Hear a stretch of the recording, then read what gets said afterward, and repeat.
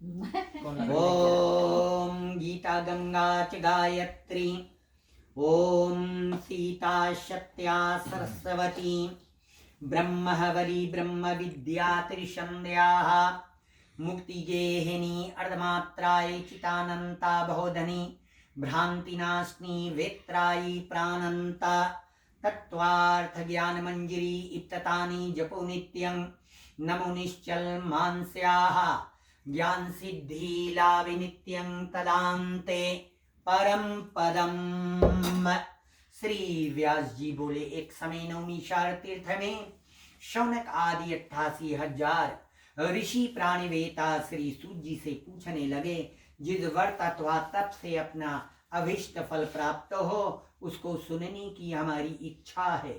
हे महर्षि जी, आप कृपया हमें बतलावें।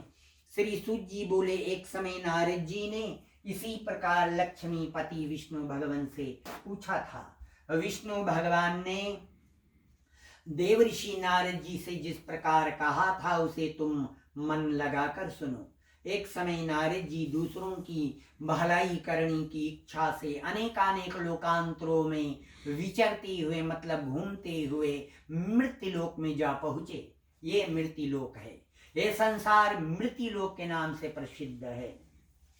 मृत्युलोक इसलिए है क्योंकि यहाँ पर जिस किसी का भी जन्म होता है उसकी मृत्यु हो जाती है। चाहे वो मनुष्य हो चाहे पशु पक्षी हो, सभी का मृत्यु निश्चित है। नारद जी घूम रहे थे, देखा मृत्युलोक के निवासी बहुत दुख भोग रहे हैं। सोचा इन मृत्युलोक के निवासियों का दुख कैसे दूर किया जाए।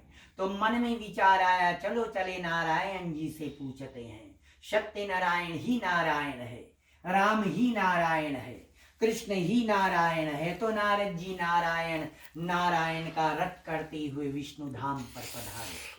शंख चक्र गदा पदम, भगवान के हाथों में शंख है, चक्र है, गदा है और पद्म है मतलब फूल है, कमल का फूल है। और वनमालाओं से अलंकृत है भगवान, मतलब भगवान जहाँ पर रहते हैं वहां पर बहुत से फुलवाड़ी है, पेड़ पौधे हैं, इसीलिए कोने कोने पर पेड़ पौधे लगाई जाती है, क्योंकि भगवान ऐसे सुंदर स्थान पर विराजते हैं। नारद जी ने भगवान को देखकर आदर नमस्कार किया तो भगवान बोले, नारद तू आज यहाँ किस लिए आए हो?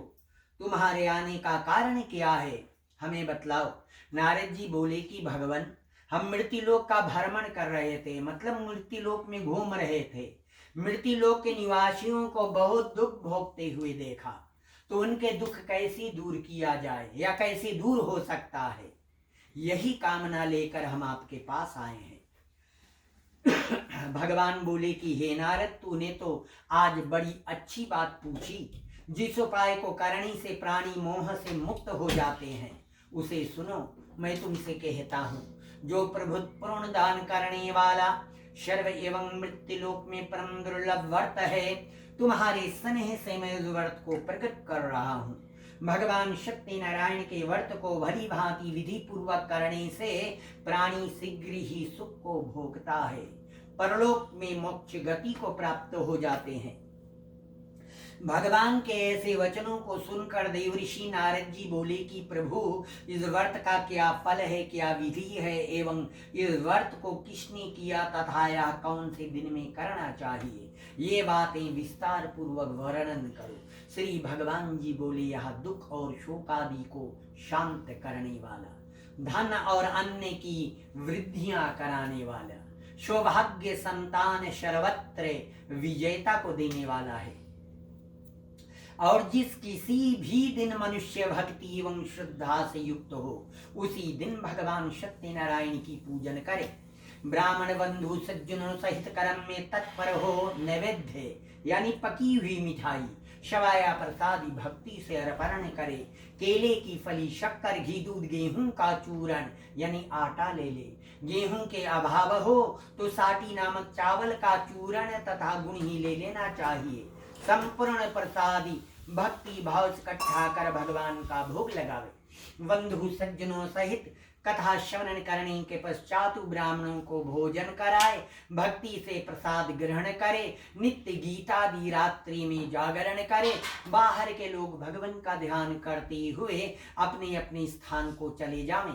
इसी प्रकार व्रत का आचरण करने से निश्चय ही मनुष्यों की इच्छा पूर्ण हो जाती है। विशेष कर कलयुग में भूमि के ऊपर यही एक छोटा सा लाघु उपाय है। स्कंद पुराण रेवा खंड शक्ति नारायण व्रत कथायां प्रथमोध्याय। बोलो शक्ति नारायण भगवान की जय हो। चढ़ा दो।